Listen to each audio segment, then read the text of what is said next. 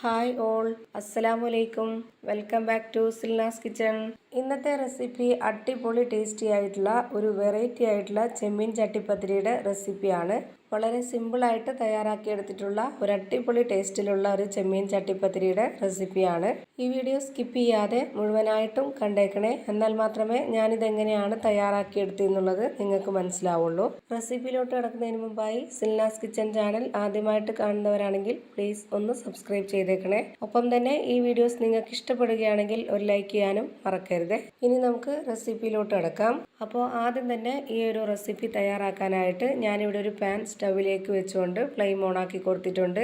ഇതിലേക്കൊരു 30 ml കപ്പിന്റെ അളവിൽ 2 കപ്പ് ഓയിൽ ഒഴിച്ചു കൊടുക്കുന്നുണ്ട്.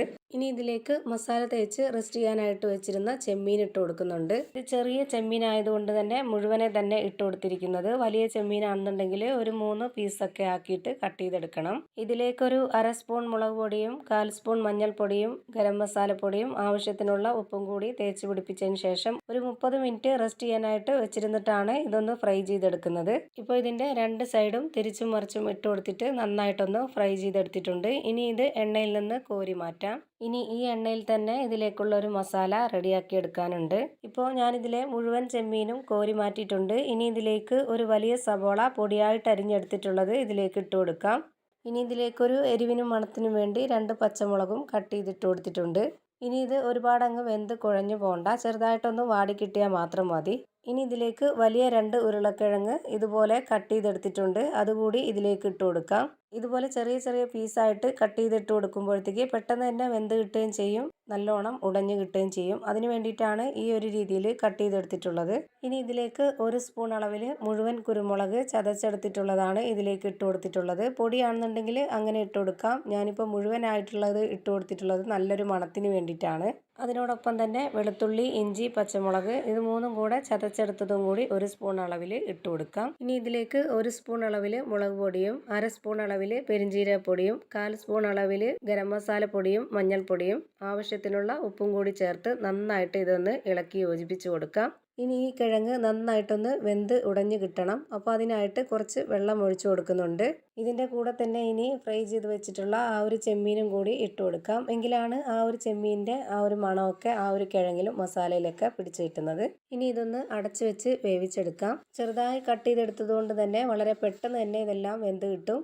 ഇപ്പോൾ കിഴങ്ങും ചെമ്മീനൊക്കെ നന്നായിട്ട് വെന്ത് വന്നിട്ടുണ്ട്. ഇനി ഇതൊന്ന് ഉടച്ചെടുക്കാം. അപ്പോൾ അതിനായിട്ട് ഞാൻ ഇതുപോലൊരു സ്പാച്ച് വെച്ചിട്ട് നന്നായിട്ടൊന്ന് അമർത്തി കൊടുക്കുന്നുണ്ട്. ഇതുപോലെ കിഴങ്ങും ചെമ്മീനും വെച്ച് ഉടച്ചെടുത്തിട്ടുള്ള ഈ ഒരു മസാല കഴിക്കാൻ തന്നെ ഒരു പ്രത്യേക ടേസ്റ്റാണ്. ഇപ്പോൾ ഈ ഒരു കൂട്ട് റെഡി ആയിട്ടുണ്ട്. ഇനി ഇതിൻ്റെ ഫ്ലെയിം ഓഫ് ചെയ്ത് കൊടുക്കാം.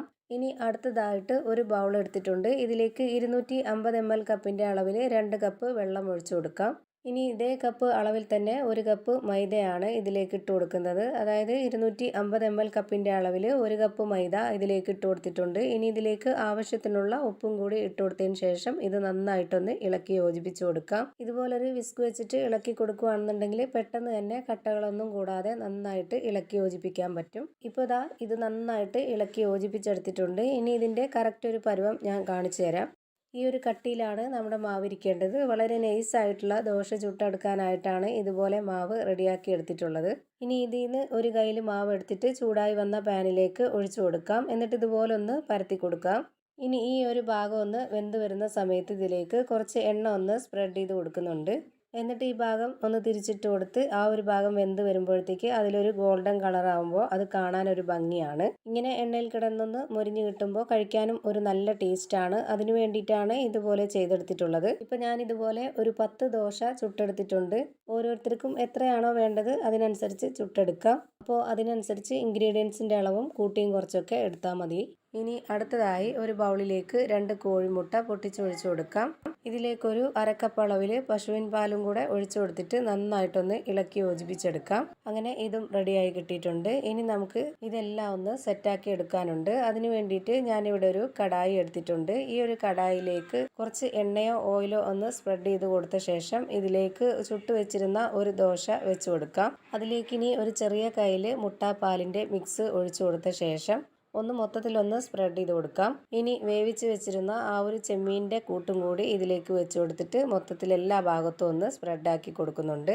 ഇനി ഇതിന് മുകളിലേക്ക് വേറെ ഒരെണ്ണം കൂടി വെച്ച് കൊടുക്കാം. എന്നിട്ട് അതിന് മുകളിലേക്കും ഇതേപോലെ തന്നെ പാലിൻ്റെ മിക്സ് ഒഴിച്ചു കൊടുക്കുക. വീണ്ടും ചെമ്മീനിൻ്റെ കൂട്ടും കൂടി വെച്ച് കൊടുത്തിട്ട് മൊത്തത്തിലൊന്ന് സ്പ്രെഡാക്കി കൊടുത്തിട്ട് അതിന് മുകളിലേക്ക് വീണ്ടും ഒരു ദോശ വെച്ച് കൊടുക്കുക. ആ ഒരു രീതിയിൽ മൊത്തത്തിലൊന്ന് ചെയ്തെടുക്കാം. അങ്ങനെ ഞാനിപ്പോൾ മുഴുവനും സെറ്റ് ചെയ്ത് വെച്ചിട്ടുണ്ട്. ഇനി നമുക്കിതിലേക്ക് ബാക്കി വന്നിട്ടുള്ള ആ ഒരു പാലിൻ്റെ മിക്സും കൂടി ഒഴിച്ചു കൊടുത്തിട്ട് ഇത് വേവിക്കാനായി സ്റ്റൗവിലേക്ക് വെച്ച് കൊടുത്ത് ഫ്ലെയിം ഓൺ ആക്കി കൊടുത്ത് ഇതൊന്ന് അടച്ചു വെച്ച് കൊടുക്കാം. ഇത് ലോ ഫ്ലെയിമിലാണ് ഇട്ട് കൊടുത്തിട്ടുള്ളത്. ഒരു 30 മിനിറ്റ് സമയമെങ്കിലും എടുക്കും ഇത് വെന്ത് കിട്ടാനായിട്ട്.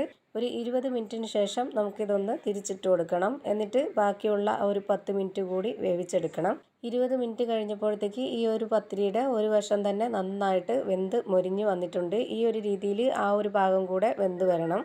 അപ്പോൾ അതിന് വേണ്ടിയിട്ട് ഒന്നുകൂടി അടച്ച് വേവിച്ച് കൊടുക്കാം. ഇത് എത്ര സമയം എടുക്കുന്നോ വേവാനായിട്ട് അത്രയും സമയം നമ്മൾ ലോ ഫ്ലെയിമിൽ തന്നെ വെച്ചിരുന്ന് വേവിച്ചെടുക്കണം. ഇപ്പോൾ നമ്മുടെ അടിപൊളി ടേസ്റ്റിലുള്ള നല്ലൊരു ചെമ്മീൻ ചട്ടിപ്പത്തിരി വെന്ത് കിട്ടിയിട്ടുണ്ട്. ഇനി നമുക്കിതൊന്ന് കട്ട് ചെയ്ത് നോക്കാം. എപ്പോഴും മുട്ടയും ചിക്കനും ബീഫും ഒക്കെ വെച്ച് ചെയ്യുന്നതിലും ഒരു വെറൈറ്റി ആയിട്ട് നമ്മൾ ഇതുപോലൊരു ചെമ്മീൻ വെച്ചിട്ട് ഒന്ന് ചെയ്ത് കഴിച്ച് നോക്കാം. നല്ല ടേസ്റ്റാണ്.